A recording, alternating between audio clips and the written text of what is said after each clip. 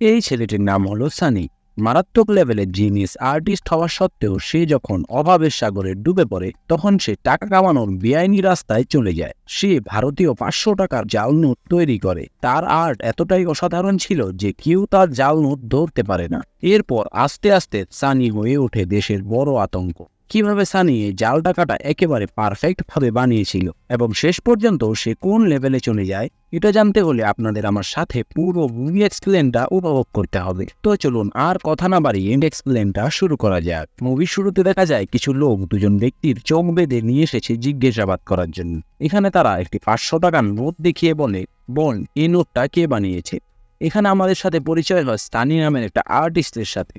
কে এই জাল নোটটা বানিয়েছে এবং কেনই বা বানিয়েছে এটা জানতে আমরা মুভির ফ্ল্যাশব্যাকে চলে যাই, যেখানে দেখা যায় সানি একজন মারাত্মক লেভেলের চিত্রকার। যে কোনো ছবি সে একবার দেখেই হুবহু নকল করে ফেলতে পারে। সে সকল বড় বড় চিত্রকারদের ছবি নকল করে আঁকতে পারে, কিন্তু এই জামানায় এইসব ট্যালেন্টের কদর না থাকায় সে এই পেন্টিংগুলো স্বল্প দামে বিক্রি করে এবং জীবিকা নির্বাহ করে।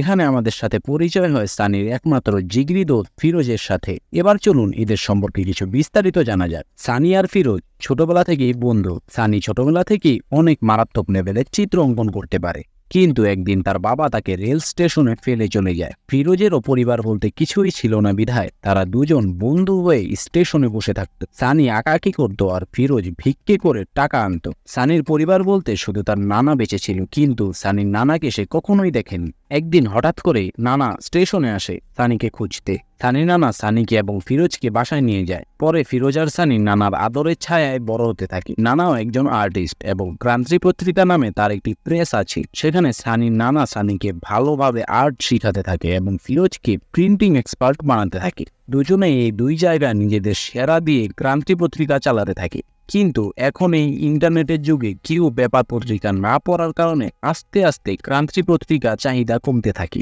এবং পুরো পত্রিকা অনেক ঋণের চাপে ডুবতে থাকে। যাদের কাছ থেকে তারা টাকা ঋণ নিয়েছিল তারা আগামী 2 মাসের ভিতরে টাকা পরিশোধ করতে বললে সানির নানা পত্রিকা অফিস বিক্রি করে দেওয়ার সিদ্ধান্ত নেয়। কিন্তু সানি আর ফিরোজ সিদ্ধান্ত নেয় যেভাবেই হোক ঋণের টাকা পরিশোধ করে ক্রান্তি পত্রিকাকে বাঁচাতে হবে।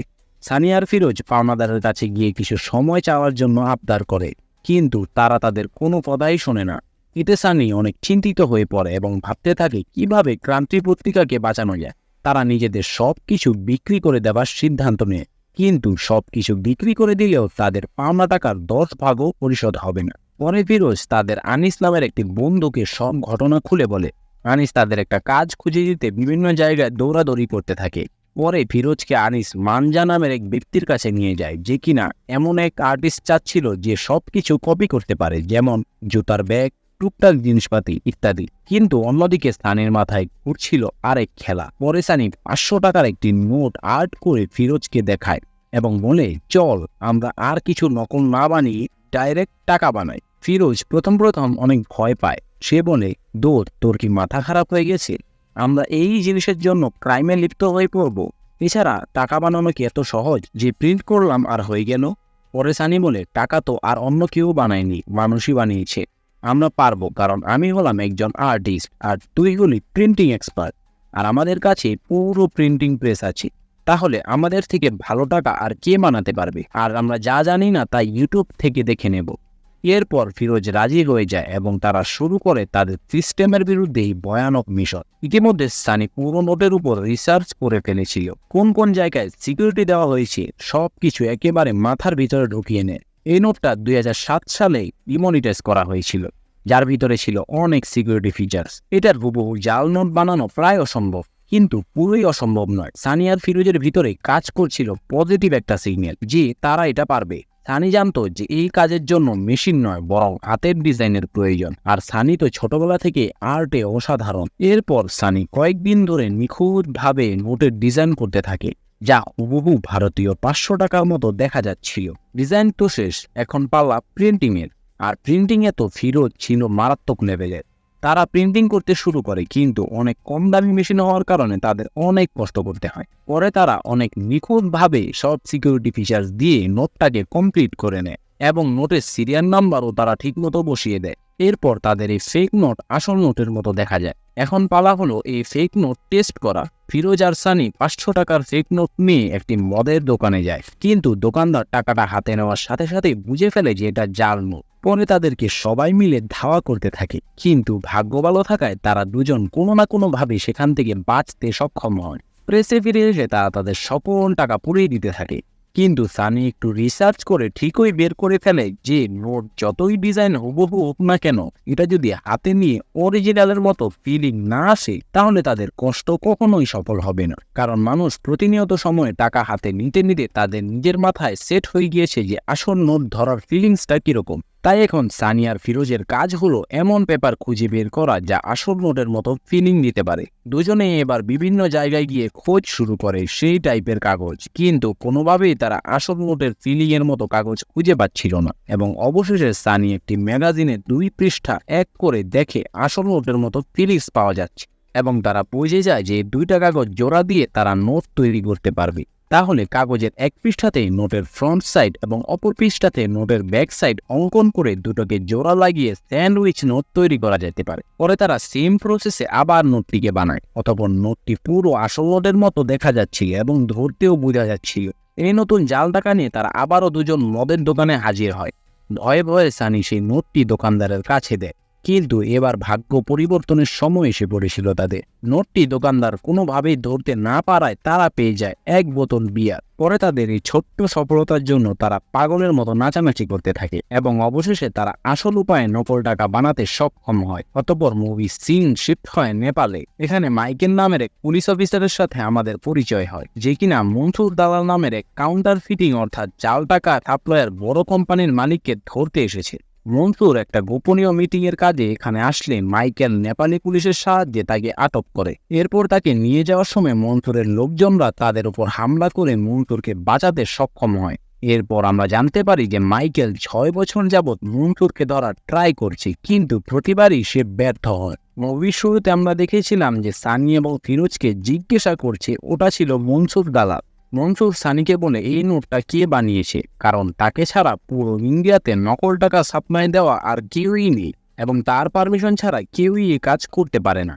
মনসুর তাদের দুজনকে কিভাবে ধরলো এবং কেনই বা ধরলো, এটা আপনারা কিছুক্ষণ পর আস্তে আস্তে জানতে পারবেন। পরে আমরা দেখতে পাই একটি সরকারি অফিসে মেঘা নামের একটি সফটওয়্যার ইঞ্জিনিয়ার এবং কাউন্টার ফিটিং এক্সপার্ট একটি মেয়েকে, যে কিনা সকল মিনিস্টার এবং মন্ত্রীদের ধান রক্ষক নামের একটি জাল নোট ধরার মেশিনের ইন্টারভিউ দিচ্ছিল। কিন্তু সেখানে থাকা সকল মিনিস্টার কোনোভাবেই মেঘার কথায় পাত্তা দিচ্ছিল না। কিছুক্ষণ পর মাইকেল মিনিস্টারের সাথে দেখা করতে এসে মিটিংয়ের বাইরে অপেক্ষা করতে থাকে।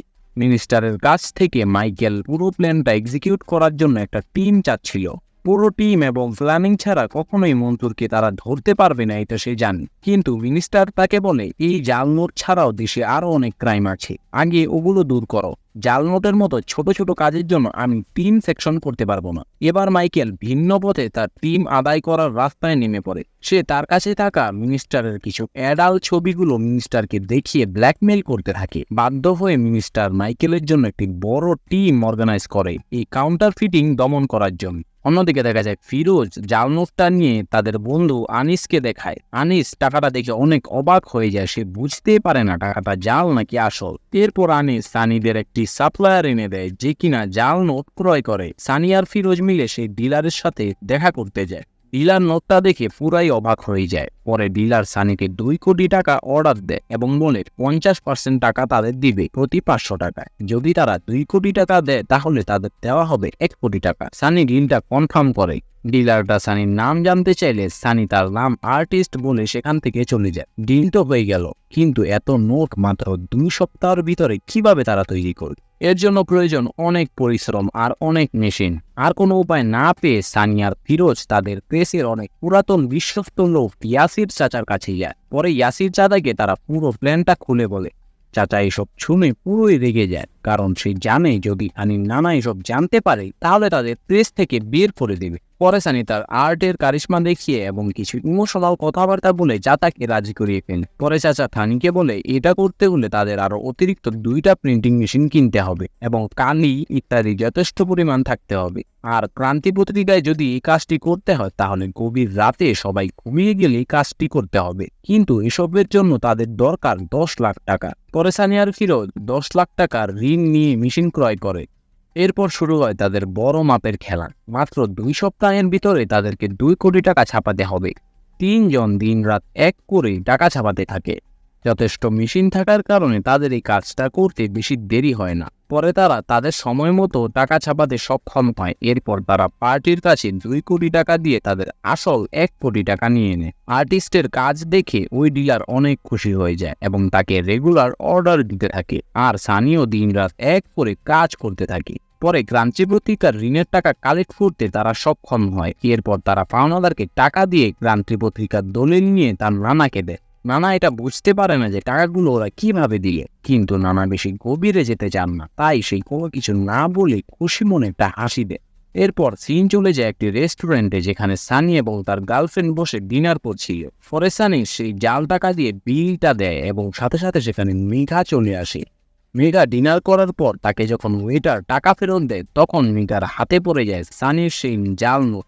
মেঘা হাতে নিয়ে কেন জানি বুঝে যায় যে এটা জাল নোট। পরে মেঘা বাসায় গিয়ে ধান রাক্ষার মেশিনে এটা ঢুকালে মেঘা অবাক হয়ে যায় যে মেশিন এটাকে ডিটেক্ট করতে পারছে না। এতটাই নিখুঁতভাবে এই নোটটা তৈরি করা হয়েছে। পরে মেঘা দেখতে পায় যে এটা স্যান্ডউইচ নোট। পরে মেঘা বুঝতে পারে যে এটা কোনো বড় অর্গানাইজেশন না, কারণ তারা স্যান্ডউইচ করে নোট বানাচ্ছে। এরপর দেখা যায় নতুন টিম পেয়ে মাইকেল টিমের সাথে পরামর্শ করছে। মাইকেল জানায় জাল নোট যদি মার্কেটে ঢুকতেই না পারে তাহলে এটার কোনো দাম নেই। জানায় তাদের টার্গেট হলো একমাত্র মনসুর দালাল, তাকে যেভাবেই হোক আটক করতে হবে। তাকে যদি আটক করে ফেলি তাহলে ভারতের জাল নোট সাপ্লাই একেবারে বন্ধ হয়ে যাবে। এরপর মনসুর দালালকে টার্গেটে রেখে পুরো টিম মাঠে নেমে পড়ে। অন্যদিকে মেঘা দেখতে পায় এই নতুন ডিভাইস নিয়ে সরকার কোনো রকম মাথা ঘামাচ্ছে না, তাই সে রাগের মাথায় মাইকেলকে মেইল করে তার টিমে জয়েন করার জন্য। মাইকেলও তার ট্যালেন্ট দেখে মেঘাকে টিমে নিয়ে নেয়। অন্যদিকে সানির কাছে বিশাল এক অর্ডার এসে পড়েছিল। পাশের ডিস্ট্রিক্টের এমএলএ এই অর্ডারটা দিয়েছে। এই টাকাগুলো দিয়ে সে নির্বাচনের কাজ চালাবে, তাই ডিলারের মাধ্যমে সে সানিকে নক দেয় এবং তার সাথে দেখা করতে চায়। পরে দেখা যায় সানিকে এমএলএ 20 কোটি টাকার জাল নোট বানাতে বলে, কিন্তু এই ডেলিভারি তাদের নিজেকেই দিয়ে আসতে হবে সুরাতে গিয়ে। ক্রস বর্ডার ডেলিভারি করতে হবে বলে সানি নার্ভাস হয়ে পড়ে। সানি জানে যে রিস্ক ছাড়া লাইফে কিছু করা যায় না, তাই সানি রাজি হয়ে যায়। পরে তারা আবার জাল নোট ছাপাতে শুরু করে। ওইদিকে দেখা যায় মেঘা অফিসে জয়েন করেছে ঠিকই, কিন্তু তার হাতে কোনো কাজ নেই। এবার মেঘা সানির বানানো নোটটি মাইকেলকে দেখায় এবং বলে, স্যার, এটা হলো একজন অসাধারণ আর্টিস্টের নোট। ওকে যদি আমরা ধরতে পারি তাহলে আমরা দেশকে বিশাল এক বিপদ থেকে রক্ষা করতে পারব। মাইকেল মেঘাকে ধমক দিয়ে বলে, আমাদের টার্গেট শুধু মনসুর দালাল, আর কারোর কথায় আমি কান দেব না। নোট ছাপানো শেষ হয়ে গেলে ফিরোজ আর সানি একটি ট্রাকে সব টাকা নিয়ে সুরাতের উদ্দেশ্যে রওনা হন। পথের মধ্যে তাদের গাড়িতে পুলিশ রেড দেয়। তারা পুলিশকে ঘুষ দিয়ে সেখান থেকে বাঁচতে সক্ষম হয়। পরে তারা হাসতে হাসতে ডেলিভারিটা শেষ করে। তারা এত বড় সফলতার পর পার্টি করতে থাকে, কিন্তু এই আনন্দ কিছুক্ষণ পর বিলীন হয়ে যাবে, কারণ সানির নানা ইতিমধ্যে প্রেসে থাকা সব কিছু দেখে ফেলেছে এবং সানিরা কি করেছে তার সব কিছু ইয়াসির চাচার কাছ থেকে জেনেও ফেলেছে। তার নানা অনেক কষ্ট পায় এবং সানি আর ফিরোজকে বাসা থেকে বের করে দেয়। এরপর সানি অনেক কষ্ট পেয়ে সেন্টিমেন্টাল হয়ে ওই আগের জীবনে ফিরে যায়। সে আবার ছোটখাটো পেন্টিং বিক্রি করে তার দিন কাটাচ্ছিল। পরে কিছুদিন পর ইয়াসির চাচা সানির সাথে দেখা করতে গেলে সানি বলে তার নাকি মনে গিল্টি ফিল হচ্ছে না, মানে যে কাজটি তারা করেছে তার জন্য একটুও লজ্জা লাগছে না, উল্টো গর্ববোধ হচ্ছে। পরে এই কথাটা ইয়াসির চাচা শুনে ধমক দিয়ে বন্ধ করে দেয়। সানিও বলে যে সে আর কখনোই অবৈধ পথে পা বাড়াবে না। এরপর সানি একদিন খবর পায় যে তার নানাকে খুঁজে পাওয়া যাচ্ছে। পরে সানি আর ফিরোজ পুলিশ স্টেশনে তার নানাকে খোঁজার জন্য কমপ্লেন লিখতে যায়, কিন্তু পুলিশ সঠিকভাবে তাদের কাজ না করায় সানি পুলিশের উপর রেগে যায়। পরে পুলিশ তাদেরকে লকআপে ভরে দেয়। এরপর ইয়াসির চাচা সানি আর ফিরোজকে জামিন করায় এবং জানায় তার নানা ফিরে এসেছে। আসলে ইদানিং তার নানা স্মৃতিশক্তি দুর্বল হয়ে পড়েছে, সে অনেক কিছুই ভুলে যায়। এর সাথে সাথে তার নানা সানি এবং ফিরোজের কর্মের কথাও ভুলে গেছে। পরে সানি ডিসাইড করে সে আর কখনোই তার নানার মনে কষ্ট দেবে। পরে দেখা যায় মেঘার ধান রাক্ষার মেশিনটি মিনিস্ট্রি অ্যাপ্রুভাল পেয়ে পুরো দেশে ছড়িয়ে যেতে শুরু করে। সবাই সেই মেশিনটি ব্যবহার করে এবং মোবাইল অ্যাপ হিসেবে ডাউনলোড করে, যার ফলে দেশের প্রতিটি নাগরিক জাল টাকা ধরতে সক্ষম হয়।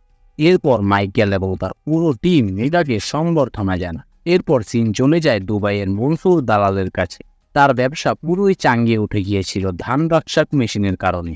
কোনো পার্টি তার নোট নিতে চায় না, কারণ সেই নোটটা খুব সহজেই ধান রাক্ষাক মেশিনে ডিটেক্ট হয়ে যায়।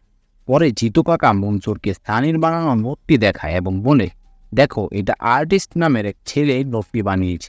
কিন্তু আশ্চর্য করে দেওয়ার বিষয় হলো, এই নোটটি মেশিন ডিটেক্ট করতে পারে না, এত পারফেক্টভাবে এই নোটটি বানানো হয়েছে। মনসুর পরে চেক করে দেখে, হ্যাঁ, ধান রাক্ষাক মেশিনও এটাকে ডিটেক্ট করতে পারছে। এটা দেখে মনসুর পুরোই অবাক হয়ে যায়। পরে মনসুর বলে, এই আর্টিস্টকে আমার চাই। পরের দিনই মনসুরের লোকজন সানি এবং ফিরোজকে মারধর করে সেখান থেকে নিয়ে আসে, যেটা আমরা মুভির শুরুতে প্রথম সিনে দেখতে পেয়েছিলাম। মনসুর সানির সাথে দেখা করলে সানি প্রথমে ভয় পেয়ে যায়। পরে মনসুর সানিকে তার সাথে কাজ করার অফার দেয়। মনসুরের দামি দামি প্রিন্টিং এবং দামি দামি জিনিসপত্র আর সানির ট্যালেন্ট। কিন্তু সানি বলে, আমি এই কাজ ছেড়ে দিয়েছি। এটা শুনে মনসুর ইনডাইরেক্টলি সানিকে মেরে ফেলার ধমক দিয়ে রাজি করে ফেলে। সানিও টাকার লোভে রাজি হয়ে যায়। এরপর শুরু হয় সানি আর ফিরোজের 2000 টাকা বানানোর মিশন। মনসুরের কাছে অনেক হাই কোয়ালিটি মেশিন ছিল।